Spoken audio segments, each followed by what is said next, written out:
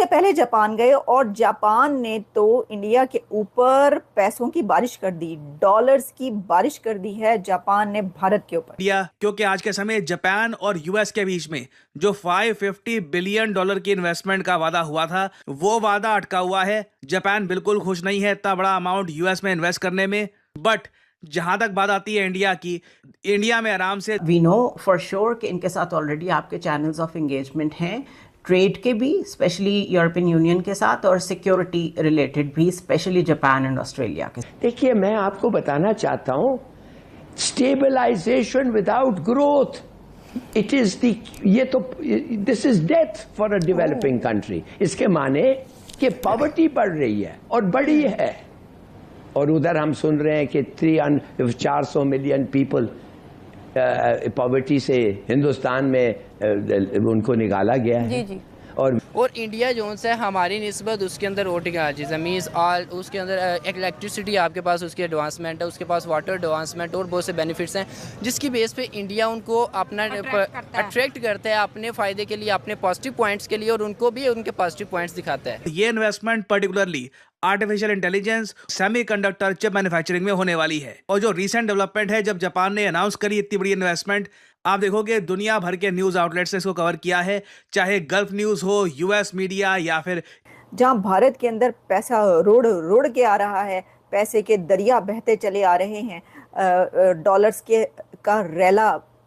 के रेले बहते चले आ रहे हैं जापान से इंडिया की तरफ, वहीं पर सैलाब के रेले बहते चले जा रहे हैं पाकिस्तान की तरफ। तो ये पॉजिटिव पॉइंट्स हैं। दूसरा, उसके अंदर हम देखें तो जापान ने भी बहुत ही ज़्यादा, अगर हम देखें पीछे जी, रिसेंटली अमेरिका की डील उसने कैंसिल आउट की है, 550 बिलियन। और जबकि मोदी साहब को उन्होंने कितने ही बिलियंस के अंदर उन्होंने कमिटमेंट करके इन्वेस्ट करवाया। ठीक है। नमस्ते दोस्तों, आज हम बात करने जा रहे हैं भारत के प्रधानमंत्री नरेंद्र मोदी की हाल ही में हुई जापान यात्रा की, जो दोनों देशों के लिए बेहद खास रही। इस यात्रा ने भारत और जापान के बीच संबंधों को एक नया ऊंचाई दी है। उन्होंने 3 बड़े और महत्वपूर्ण क्षेत्रों में कोई अहम समझौते हुए है: चंद्रयान मिशन, बुलेट ट्रेन परियोजना और जापान का भारत में $68 अरब का निवेश। ये निवेश टेक्नोलॉजी, मैन्युफैक्चरिंग, ऑटोमोबाइल और इंफ्रास्ट्रक्चर जैसे क्षेत्रों में किया जाएगा। ये निवेश न सिर्फ भारत में रोजगार के नए अवसर पैदा करेगा, बल्कि भारत को ग्लोबल मैन्युफैक्चरिंग हब बनाने के लक्ष्य को भी गति देगा। ये यात्रा भारत और जापान के संबंधों को और भी मजबूत करने वाले रही। ये साझेदारी न सिर्फ दोनों देशों की तरक्की में सहायक होगी, बल्कि पूरे एशिया में स्थिरता और समृद्धि को भी बढ़ावा मिलेगा।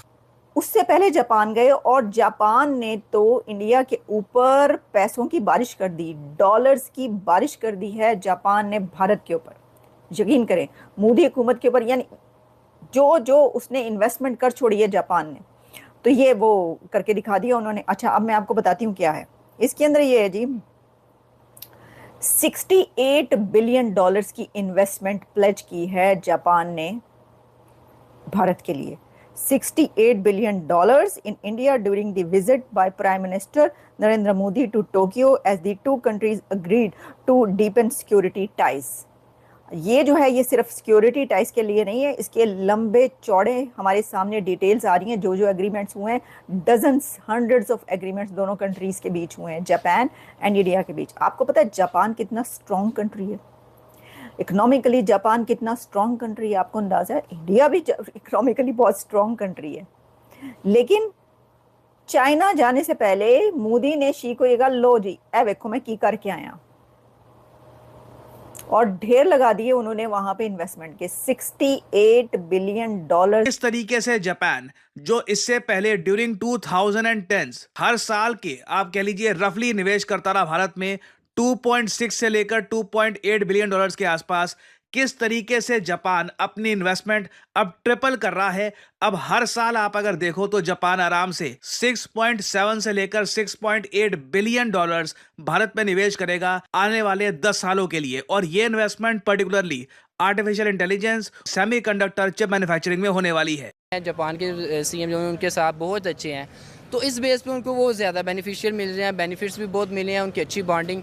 और इंडिया जो है हमारी निस्बत उसके अंदर और टेक्नोलॉजी ज़मीन ऑल उसके अंदर इलेक्ट्रिसिटी आपके पास उसकी एडवांसमेंट है, उसके पास वाटर एडवांसमेंट और बहुत से बेनिफिट्स हैं, जिसकी बेस पे इंडिया उनको अपना अट्रैक्ट करता है अपने फ़ायदे के लिए, अपने पॉजिटिव पॉइंट्स के लिए, और उनको भी उनके पॉजिटिव पॉइंट्स दिखाता है। इसी बेस पे इंडिया का पॉइंट स्कोरिंग है, बिल्कुल ठीक है। तो इसी बेस पे अगर हम देखें तो बुलेट ट्रेन जो है 320 किलोमीटर पर हार की स्पीड है, और अगर यही पाकिस्तान में हो तो पाकिस्तान घूमना बहुत ही आसान हो जाता है। कितना सा पाकिस्तान है, ठीक है। तो इंडिया के लिए चलो पाकिस्तान से वो बड़ा है, इंडिया के लिए थोड़ा सा है, तो ये उनका प्रोजेक्ट है कंबाइन। अब किलो नो इंटरेस्ट कट, जो आप समझते थे इंटरेस्ट कट होगा, बोरोइंग और इंडस्ट्रियलाइज आसान होगा, बिजनेस प्रोजेक्ट नहीं, कोई इंटरेस्ट कट नहीं होगा।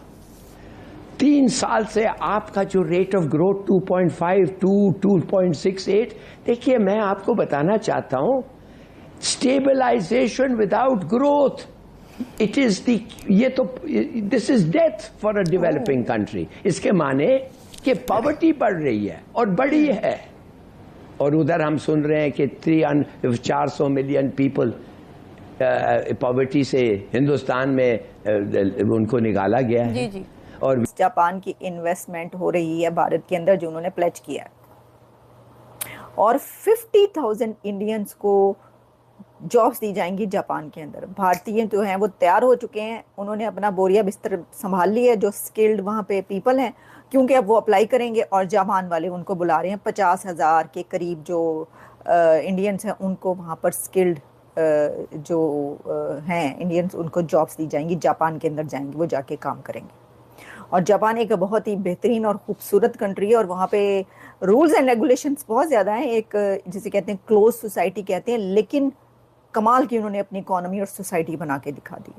ऐसा फूड और ऐसा हर कुछ जो चेक एंड बैलेंस है, दैट इज़ अनबिलीवेबल।